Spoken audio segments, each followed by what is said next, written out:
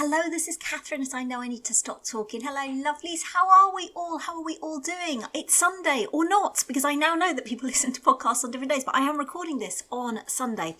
I'm going to attempt to multitask, which, despite all the stereotypes that women are brilliant at multitasking, I'm so bad at multitasking. It's untrue to the extent that Mr. I Know I Need to Stop Talking has had to regularly pause in a conversation he's trying to have with me because I'm distracted by, like, I don't know, coloured pieces of string or the fact the walls are like vertical. I am so easily distracted. It's not true. But yesterday was usually I would record my podcast obviously on a Saturday evening, but I was like, this is going to be abject chaos. Ironic, given where I now find myself, but I'll come to that shortly. But Jamie was out yesterday afternoon. He went to the cinema with his friends. Oh my God, parents who are yet to get to this stage. It's wonderful. They can make you cups of tea. They're brilliantly entertaining, and it's fucking terrifying because you have to let them go places by themselves. And obviously they're absolutely finding it because that's what we all did, right? But having spent the first 10 years of your child's life being told, don't lose them, to suddenly let them go loose and go free. And, you know, Jamie's a brilliant kid, and, you know, he's got a heart of gold, but a little bit like me, he is very easily distracted. So yeah, so he was at the cinema, so Beth and I had to go and collect him from the cinema. Then we got back and I was making my Christmas cake. I know, how exciting is that, right? I feel like such a fucking grown up when I make a Christmas cake, and I don't know why, because it's literally tipping a load of fruit and sugar into a bowl and putting it in the oven, and it's not that much of a grown-up thing to do. I think it's because you make it in advance. That feels like forethought and planning feels terribly exciting. But yes, I started making my Christmas cake yesterday. This was the second year in a row. I've only made a Christmas cake for the first time last year because, you know, lockdown did strange things to us all, and I was like, I shall make a Christmas cake, even though, as anybody who home bakes knows, it is so much fucking cheaper and more sanity saving to buy something ready made. But there's like a sense of pride, isn't there? I've made my Christmas cake. Now, I followed a recipe last year that I found on the BBC website, and I do love the BBC website for recipes, but either the recipe was wrong or I was wrong, and it's more likely, isn't it, that I was wrong thinking about it. But it said you make your Christmas cake well in advance, i.e. I think I'm probably a bit late making my Christmas cake. I think like you're supposed to do it like the start of November. But anyway, it said make your Christmas cake. And then it said you pick your alcohol of choice, and I picked brandy, which is not my alcohol of choice, but we had some brandy in our alcohol cupboard. Well, we had brandy and we had blue curacao, and I was like, I'm not sure blue curacao. Maybe I'm wrong. If anybody tries a Christmas cake and puts blue curacao in it instead of brandy or sherry, I definitely want to know how that turns out. So it said, you know, you put your brandy into it, and then it said you put your cake somewhere quiet. Probably didn't say somewhere quiet, did it? I think I may be misinterpreting Christmas cakes and small mammals. But it said put your cake somewhere quiet and dark and still and chilly, and then you have to go and feed it every 2 weeks. Now, I'm sure that I followed the instructions to, like, you know, I'm a stickler when it comes to baking. I do try and get these things right. However, regardless of whether or not I followed the instructions, Christmas Day dawned and my cake was iced, and I'd made royal icing. I know, fucking Delia Smith right here, or the terrifying Fanny Craddock. It is Fanny Craddock, isn't it? Yes, it is. Who I'd only ever seen on anybody who watched Gogglebox last year. If you haven't, go and find this clip on YouTube. It is the fucking funniest thing ever. It's Fanny Craddock. who for those who don't know, and I certainly didn't before I still saw Gogglebox, was like the TV chef of her day, and she's doing like a special Fanny Craddock's preparation for Christmas, and she's livid. She is so fucking livid about every aspect of Christmas. She's making this lovely trifle, and she's got this long-suffering assistant called Sarah, and she keeps going, right, Sarah, bring me this. Oh, well, Sarah's late. So useless. Sarah's useless. I mean, honestly, it's like she doesn't want to be on television at all. And she's terrifying and brilliant and terrifying. How did I get onto Fanny Craddock? I don't know. Anyway, maybe I'm a less livid version of Fanny Craddock. But back to my cake. I fed it dutifully. I'd made my royal icing, iced it, Christmas Day, cut it, and gave a slice to the children as well, because it's Christmas and Christmas cake. And this was stupidly before I had tried it. And then kind of both children sort of recoiled in slight, I don't know what. I said, it's all right. And Jamie was like, it tastes quite strong. I taste it. I mean, fucking hell. It's like a cocktail in a slice. I don't think I'd be able to drive a vehicle after eating a slice of that cake. So I think maybe this year, and somebody did say to me, oh, you can do a non-alcoholic Christmas cake. You can feed it with cold tea. But that just sounds sad and tragic. I mean, cold tea alone sounds sad and tragic, let alone cold tea and a Christmas cake. So I'm going to try and make my cake slightly less boozy. Maybe I should go for blue curacao. It's got a lower alcohol proof, hasn't it? Anyway, I'll report back on whether we all get plastered on my Christmas cake. But yes, I was making Christmas cake. Jamie was coming back from the cinema, and of course then we had Ocado turning up as well. Ocado and I were falling out a little bit in the minute. We've got a problem with eggs. Well, I think the problem this week, actually, to be fair, might be me with eggs. But last week I ordered eggs with Ocado, and very unusually for Ocado, because they are usually absolutely brilliant, no eggs came. Okay, fine. They're brilliant. You just go onto the website, you do a little thing saying my eggs didn't come, and they refund you, and it's no bother, sorted. So this week, in my head, I was like, I have definitely ordered eggs. And yesterday evening, I went to get out the eggs and there were no fucking eggs. Actually, I haven't checked yet to see whether actually I'm maligning Ocado with good reason, or whether more likely, and I suspect it is the latter, I'm just fucking inept and have forgotten to put eggs onto the Ocado shopping list. So yeah, with Ocado plus cinema plus Christmas cake, I thought the idea of trying to record this podcast would be madness. So instead, I thought I'll wait till Sunday when we're just back from football. I'm trying to cook a roast dinner while recording this podcast, and Mr. I Know I Need to Stop Talking and the children are moving furniture overhead. I mean, maybe you should start thinking about these podcasts as though they're out on location, because that is definitely how they feel. We're having some flooring fitted this week. I'm very, very excited. And that is a true sign of middle age right there, isn't it? I'm very, very excited. About what? A party? A great celebration? Going out with your friends? No, I'm excited about new flooring. Wah, wah, wah, wah. But I'm very excited because when we moved into this house, it had carpets upstairs. It still has carpets upstairs. And if I've learned nothing else over my years on this planet, it is that a busy household, including small children and 3 cats and pale cream carpets, do not fucking mix. And these carpets now, I mean, they're just like they're waving the white flag of surrender, going enough. So we are having some durable flooring laid this week, which is very exciting. But consequently, you have to, because in my head, because I'm an optimist, in my head, I think I kind of had thought in my head that I don't know what I thought the flooring people would do when they came and fitted the floor, but I just imagined all of our furniture. You know that scene in Mary Poppins where she sings on the ceiling and the table is all floated up? In my head, I thought that maybe the flooring people the furniture would just levitate out of their way. But it doesn't, does it? So, yeah, Mr. I Know I Need to Stop Talking and the kids taking one for the team and moving furniture while I sit here like a princess and record my podcast. I'm making them a Sunday lunch, so maybe that's justified. It's been a busy weekend with football, as always, so I'll do edited match of the day style highlights, but 2 great games for Beth and her teams this weekend. They won both, which was fantastic. Beth managed to score a little bit of a scrappy, but, you know, a hat-trick's a hat-trick, so a bit of a scrappy hat-trick yesterday.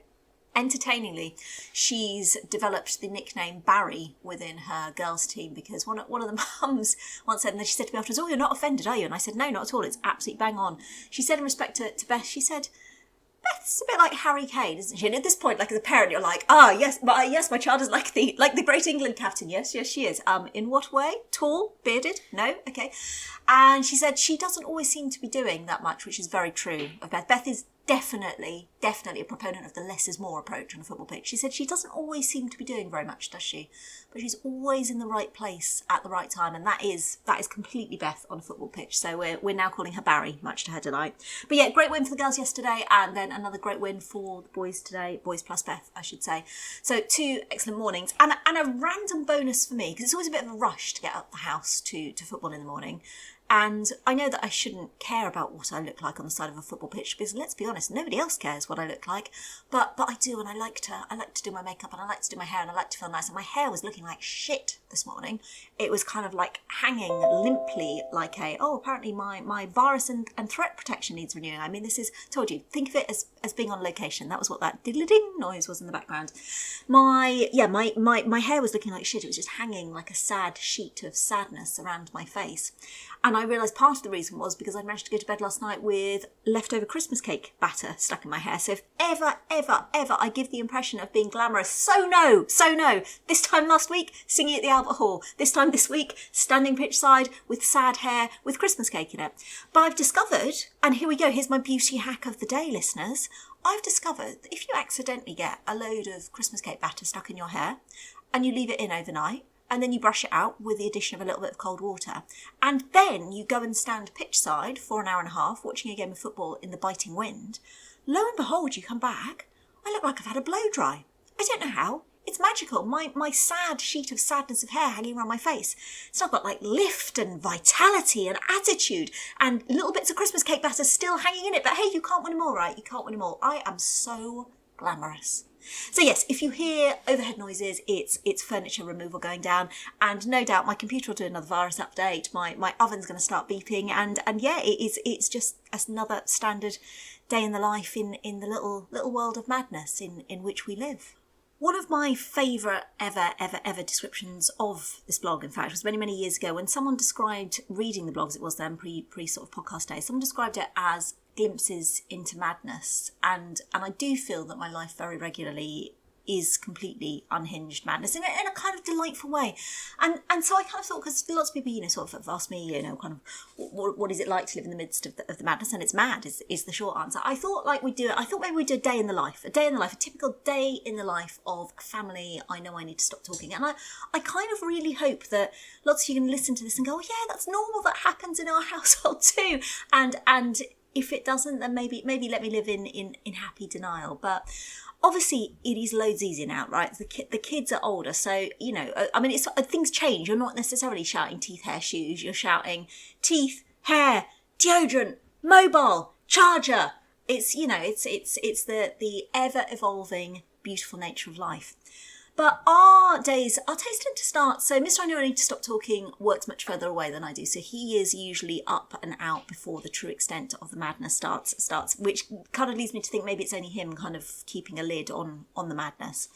And generally the day will start with the cats materialising. So I'm sure I've said before, we've got the 3 cats. Sandwich, what a good girl, old lady, good girl. She's got to go to the vets this week. I hope she's going to be all right. She's just getting to that old lady stage of life where probably you just want to kind of like, I don't know, sit and enjoy your sherry and not have 2 idiots jumping on you all the time. Just to be clear, for any animal lovers, we don't feed Sandwich sherry. That was a really bad analogy. We feed her blue curacao instead. Now, I'm joking. Sandwich clearly has cat food and plenty of water. So she's got to go to the vets this week, but she's a good girl. She's caused us no problems ever.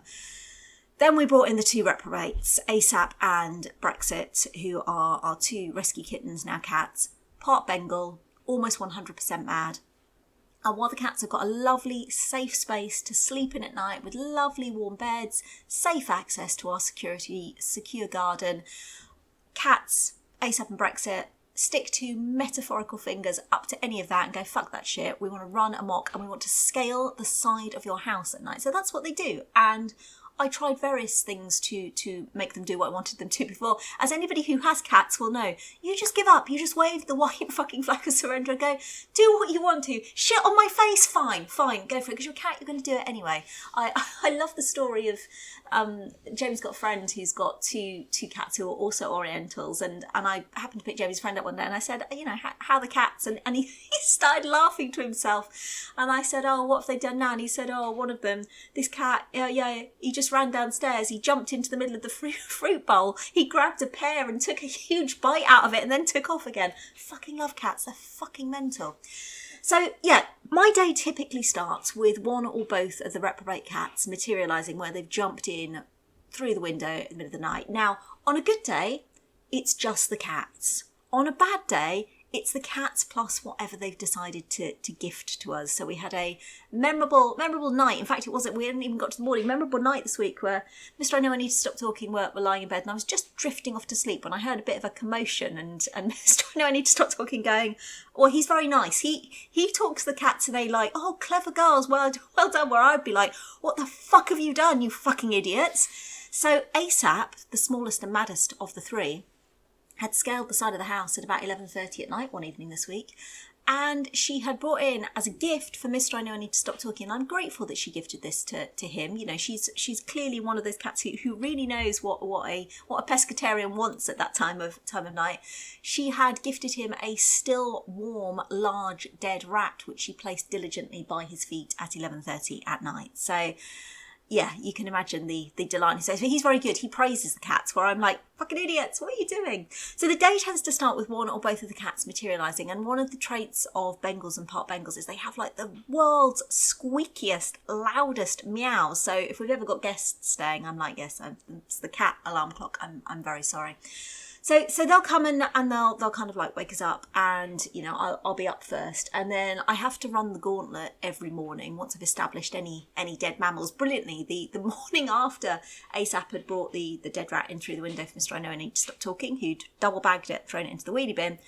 The next morning, waiting for him in the conservatory when he came down, was a similar sized dead rat. She'd obviously gone, okay, you didn't want the one I brought to your bed. That was like breakfast in bed. Okay, very ungrateful, but fine, I can go with that. So here, I see you eat in the conservatory. Here, I bring you a dead rat to the conservatory. I mean, it's probably a really amazing VIP 5-star service in cat world, and fucking grim if you're a person, but there we go. So once we've dealt with the cats, my first gauntlet of the day is I have to wake up the kids. Jamie's great. Jamie's always very startled to be awake. He has an alarm clock, which is possibly the most redundant household object I think we own, because he sets it every night to go off at 6:30, I think it goes off. It goes off repeatedly. It wakes up me. It wakes up Mr. I Know I Need to Stop Talking. It briefly wakes up Jamie, who looks at it like, why have you woken me up? Slams it shut and goes back to sleep again. So I am Jamie's alarm clock. But he's very amenable in the morning. He's usually shocked and startled to be awake, but he's very amenable. In sharp contrast to my other child, because the gauntlet of the morning that I most hate running is going to wake up Beth. And Beth is perpetually livid about being awake first thing in the morning. I have some empathy for her. I don't like waking up in the morning. Mr. I Know I Need to Stop Talking is like full of the joys of spring, like he's starring in the sound of music, while I'm livid and grunting and trying to pretend that the rest of the world isn't there. So yeah, he's up and about. I'm still waking myself, but Beth is furious. Beth is furious to be awake. So we now have a standard morning greeting where I will go into her and go, morning Beth, and she'll like growl at me furiously, and I'll be like, don't be livid, nobody be livid. So that's stage one, is actually getting the kids up, getting the kids out of bed. To be fair to the kids though, once they're up, they are up. They're like properly up. And this is the bit where having slightly older children, it genuinely does come into its own, because parents whose kids are like, you know, sort of key stage 1 stage, where you're having to like literally itemize every fucking item of clothing, and then you're having to try and dress them as though you're trying to wrestle an octopus into some kind of bag for life. Those days are gone, right? They'll get on. I mean, you have to make some compromises on the hygiene of said clothing, because however much I say to my kids, have you got a clean school shirt today? And they'll be like, yes, and you know the answer is no. Although to be fair, with Jamie's rule, I don't know how Jamie tells whether his clothing is clean or dirty or hiding a deceased rat, because the entire floor of his bedroom is covered in some kind of like beautiful seascape of all of his clothing, which has come out of its wardrobes and onto the floor. Like I say, it's like a modern art display. He's a teenage boy though, so I suppose he's living up to their reputation. So there's this lovely period then of about half an hour when I kind of convince myself that everybody has got their shit together. It's a beautiful scene. I sit, I do my hair, I do my makeup, kind of like calmly go through my work emails. The children are getting themselves ready. We do like a 10-minute warning. We're going to go in 10 minutes. It's time to leave. And then all fucking hell breaks loose. And it happens every single fucking time. So I'll just be there. At that point, somebody will come and tell me there is some kind of requirement for school that, for reasons best known to themselves, even though the night before I would have gone to them, anything anybody needs for school tomorrow, will suddenly have come to mind. At best, it's something straightforward, like a signature in Beth's reading diary. At worst, it's like I need a mouth guard for hockey today. And you're thinking that I was going to materialise one of those up from where? Oh, I just thought you might have one. Where? What part of my non-hockey playing demeanour suggested to you that I would have a hockey mouth guard? He'd like, what the fuck? So we always have a last minute panic for something. The kids have chores that they split in the morning, so they alternate days. They do the dishwasher on alternate days, and they do the cats on alternate days. Cats seem to have got really wise to this. Cats love Jamie. They absolutely love Jamie. I don't know why. So they always seem to save the deceased mammals, small mammals, for the days when Jamie's on duty, much to Beth's delight. Beth every morning has to overcome her innate desire to complain about emptying the dishwasher as though it is on a par with painting the Forth Bridge, with the knowledge that if she complains too much, I will make her do it the next day on Jamie's day as well. That's my parenting tip for the day. If your kids are dicks about something that they don't want to do, make them do the thing more often in response to that. That's well, it works, kind of works on Beth, and very little works with Beth. So that's my tip of the day. So yes, so there'll usually be an attempt to complain about emptying the dishwasher before the dishwasher is, I was going to say emptied. I think that's optimistic. On a good day, maybe 70% of items come out. On a bad day, anything which has a small amount of food on it, has been near a small amount of food, or might indeed have come into the vicinity of some food at any point in its lifetime, those items will all be left. My children have a particular aversion to, we have some small kind of like bowls for like snacks. They're about, I don't know, maybe 8 centimetres across, little glass bowls. Yeah, my children treat them like fucking kryptonite every day, and to the point that they like stack up, and then the kids are like, there's no more room for anything in this dishwasher. There's no fucking room. It's got 48 fucking glass bowls in them. Take them out. Oh, I didn't think they need to be taken out. Why? They're in the dishwasher. They're clean. Take them out. Oh, fucking hell. Fuck my life. So anyway, so we get the chores done. We're, usually cutting it fine by about 30 seconds, but we need to get out the door. Jamie has an aversion to putting on socks or shoes, or indeed getting fully dressed before he leaves the house. If Jamie's in his shirt, tie and trousers, school trousers, by the time we leave the house, that will be a good day. He will typically, and I'll be like, Jamie, put your socks on. Jamie, put your socks on. Put your socks on. Jamie, put your socks on. Put your socks on. And despite multiple reminders, he will typically walk to the car on the driveway in his bare feet, carrying his socks and his shoes and his school bag. And I don't know what goes on in the heads of teenage boys. I just don't. I've suggested to him that maybe it would be easier to put his shoes and socks on before leaving the house carrying them. And he looks at me mystified, as though he can't imagine why I would think such a thing. We drop Beth off first. She goes to school first, and then I take Jamie to school. Jamie has the choice between he can get the school bus to school, or as I'm out taking Beth, I can give him a lift. As he has declared to me on many occasions, the first time he took the school bus, I don't think I'm really a public transport kind of guy, Mum, to which I informed him that, trust me, in living in this household, you will definitely become a public transport kind of guy, because I am not taking you everywhere, but I will invariably take him in. And the joy for me of taking Jamie in is, it gives us a chance to have a chat, which we don't often get to do one-on-one because Beth is loud. So it gives us a chance to have a chat, or being honest, because he's a teenage boy. He sits in the back of I think I've said this before, my children, when I was a kid, me and my sister, we used to fight for the front seat of the car. My kids treat my car like a fucking taxi. They don't come anywhere near the front seat. Occasionally I'm like, oh, you could sit in the front next to me. And they look at me like I'm mad and say, why? So we could, interact. And the look they give me in return tells me everything that I need to know.